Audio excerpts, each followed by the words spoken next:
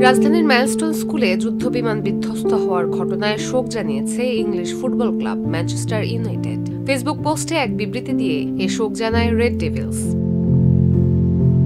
বিবৃতিতে লেখা হয়, ঢাকায় সম্প্রতি ঘটে যাওয়া মর্মান্তিক ঘটনায় যারা আক্রান্ত সবার প্রতি ভালোবাসা ও গভীর সমবেদনা জানাই। আমরা যাদের হারিয়েছি তাদের স্মৃতি দিয়ে আপনারা যেন শান্তিপূর্ণভাবে শোক পালন করতে পারেন সেই প্রার্থনাই করি।